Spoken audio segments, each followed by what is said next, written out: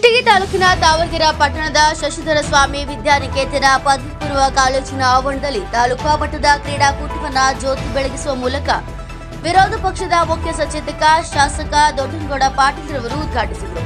ಉದ್ಘಾಟನಾ ಭಾಷಣವನ್ನು ಶಾಸಕರು ಮಾತನಾಡಿದರು.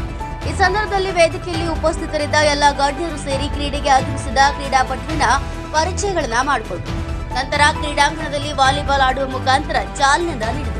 ಎಲ್ಲಾ ಮುಖಂಡರು ಕೂಡ ಈ ಕ್ರೀಡಾಕೂಟಕ್ಕೆ ಚಾಲನೆಯನ್ನ ನೀಡಿದರು. ಈ ಸಂದರ್ಭದಲ್ಲಿ ಶೇಖರ್ ಗೌಡ್ರು, ಪೊಲೀಸ್ ಪಾಟೀಲ್, ವೀರಭದ್ರಪ್ಪ ರಾಲತ್ವಾಡ್, ಶರಣಪ್ಪ ಇಲ್ಲಿ, ಮಲ್ಲನಗೌಡ ಓಲಿ, ಪಾಂಪಣ್ಣ ಚೆಟ್ಟಿ ಇನ್ನು ಮುಂತಾದವರು ಉಪಸ್ಥಿತರಿದ್ದರು. ಕಾಲೇಜಿನ ಪ್ರಿನ್ಸಿಪಾಲರು ಮತ್ತು ವಿದ್ಯಾರ್ಥಿಗಳು ಭಾಗವಹಿಸಿದರು. ಎಂಕೆಸ್ಟ್ ಫುಡ್ ನ್ಯೂಸ್ ಬ್ಯೂರೋ ಕುಷ್ಟಗಿ. ಶಾಲೆಗಳಿಂದ ಆಗಮಿಸಿರ್ತಕ್ಕಂಥ ಎಲ್ಲ ಆತ್ಮೀಯ ಕ್ರೀಡಾಪಟುಗಳೇ, ಸಿಬ್ಬಂದಿ ವರ್ಗವೇ, ಶಿಕ್ಷಕ ಬಂಧುಗಳೇ, ಆತ್ಮೀಯ ದೈಹಿಕ ಶಿಕ್ಷಕರೇ, ನನ್ನೆಲ್ಲ ಆತ್ಮೀಯ ಮುದ್ದು ವಿದ್ಯಾರ್ಥಿನಿ, ಮಾಧ್ಯಮದ ಪ್ರತಿನಿಧಿಗಳು, ಅನ್ಕಂಡಿಗಿಂತ ಬಿಸಿಲು ಜಾಸ್ತಿ ಇದೆ. ಬಿಸಿಲಲ್ಲಿ ತಾವು ಕೂತ್ಕೊಂಡು ಅದು ಅನಿವಾರ್ಯ. ಯಾಕಂದ್ರೆ ವಿದ್ಯಾರ್ಥಿ ಜೀವನದ ದಿಶೆಯಲ್ಲಿ ಅವೆಲ್ಲೂ ಕೂಡ ಎದುರಿಸಬೇಕಾಗಿರ್ತಕ್ಕಂಥ ಒಂದು ಸಾಮರ್ಥ್ಯ ವಿದ್ಯಾರ್ಥಿಗಳಿಗಿರ್ತದೆ ಅಂತೇಳಿ ನಾನು ಭಾವಿಸ್ತೇನೆ. ಆಟಗಳ ಜೊತೆಗೆ ಕ್ರೀಡೆಯು ಕೂಡ ಬಹಳ ಮುಖ್ಯ ಅಂತಕ್ಕಂಥದ್ದು ತಮ್ಮೆಲ್ಲೂ ಕೂಡ ಗೊತ್ತಿರ್ತಕ್ಕಂಥದ್ದು. ನಾವು ದೈಹಿಕವಾಗಿ ಶಕ್ತಿವಂತರಾದರೆ ಮಾತ್ರ ಏನೇನಾದರೂ ಸಾಧನೆ ಮಾಡೋದಕ್ಕೆ ಸಾಧ್ಯ ಆಗ್ತದೆ. ಇಂಥ ಕ್ರೀಡೆಗಳಲ್ಲಿ ನಾವು ಭಾಗವಹಿಸೋದ್ರ ಮೂಲಕ ನಮ್ಮ ಪ್ರತಿಭೆಗಳನ್ನು ಹೊರಗಡತಕ್ಕಂಥ ಮತ್ತು ನಮ್ಮ ಪ್ರತಿಭೆಯನ್ನು ಸಾರ್ವಜನಿಕಗೊಳಿಸ್ತಕ್ಕಂಥ ಒಂದು ವೇದಿಕೆ ಆಗಿರ್ತದೆ ಅಂತಕ್ಕಂಥದ್ದು ತಾವು ಅರ್ಥ ಮಾಡಿಕೊಳ್ಬೇಕು. ಬಹುಶಃ ಹಳ್ಳಿಗಾಡಿನ ಪ್ರದೇಶದಲ್ಲಿ ಬಹಳಷ್ಟು ನನ್ನ ವಿದ್ಯಾರ್ಥಿನಿಯರಿಗೆ ಪ್ರತಿಭೆಗಳಿರ್ತದೆ. ಅದು ಸೂಕ್ತವಾದ ವೇದಿಕೆ ಇರುವುದಿಲ್ಲ. ಇವತ್ತು ಇಲ್ಲಿ ಗೆದ್ದಿರ್ತಕ್ಕಂಥವ್ರು ಜಿಲ್ಲಾ ಮಟ್ಟಕ್ಕೆ, ತಾಲೂಕು ಮಟ್ಟ, ಜಿಲ್ಲಾ ಮಟ್ಟ, ರಾಜ್ಯ ಮಟ್ಟ, ನ್ಯಾಷನಲ್ ಮಟ್ಟಕ್ಕೆ ಮತ್ತು ಬೇರೆ ಬೇರೆ ಕಡೆ ಕೂಡ ಹೋಗಿ ನಮ್ಮ ಸಾಮರ್ಥ್ಯವನ್ನು, ನಮ್ಮ ಪ್ರತಿಭೆಯನ್ನು ತೋರಿಸೋದಕ್ಕೆ ಸಾಧ್ಯ ಆಗ್ತದೆ. ಕೇವಲ ಓದೋದ್ರಿಂದ ಮಾತ್ರ ನಾವೆಲ್ಲವನ್ನು ಸಾಧನೆ ಅಂತಕ್ಕಂಥದ್ದಲ್ಲ. ಓದೋರ್ಬೇಕು, ಓದಿ ಜೊತೆ ಪಾಠ ಜೊತೆ ಆಟವೂ ಕೂಡ ಇರಬೇಕು. ಹಾಗಾಗಿನೇ ಹೇಳ್ತಕ್ಕಂಥ ಆಟ ಮತ್ತು ಪಾಠ ಅಂತೇಳಿ ದೈಹಿಕವಾಗಿ ಶಕ್ತಿಯನ್ನು ಹೊಂದಬೇಕು, ದೈಹಿಕವಾಗಿ ನಾವೆಲ್ಲರೂ ಕೂಡ ಸದೃಢ ಆಗಬೇಕು,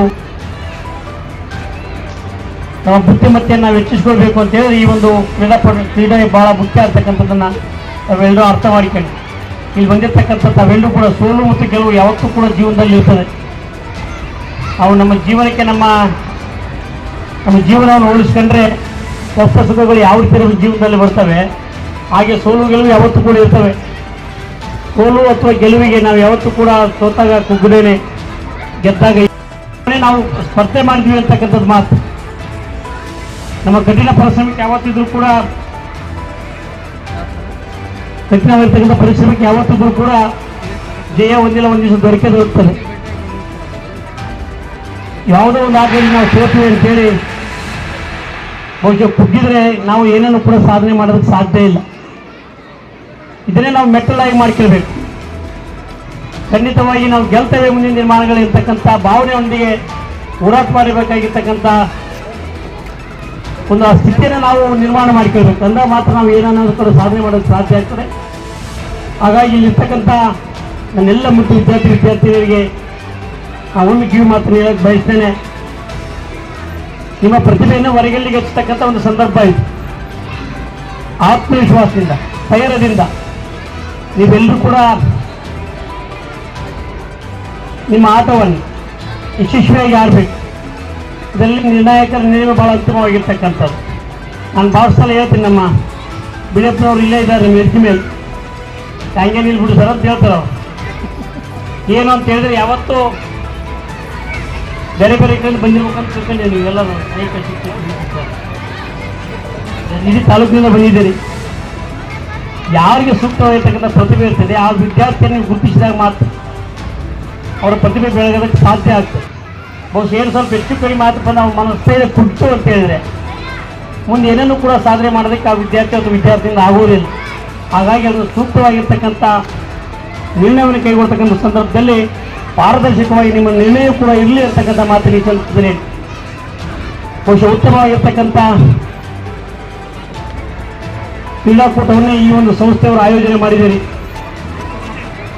ನನಗೆ ಗೌಡ್ರು ಮಣ್ಣಿಂದ ಅದೆಲ್ಲ ಬರಬೇಕು ನೀವು ಬರಬೇಕು ಅಂತೇಳಿ ಇಲ್ಲಿ ಒಂದು ಬೆಂಗಳೂರು ಹೆಂಗಾಗುತ್ತದೆ ಅದೆಲ್ಲ ಗೊತ್ತಿಲ್ಲ ಬರಬೇಕು ಅಂತೇಳಿ ಗೌಡ್ರ ಮಣ್ಣಿಂದ ಬರಬೇಕು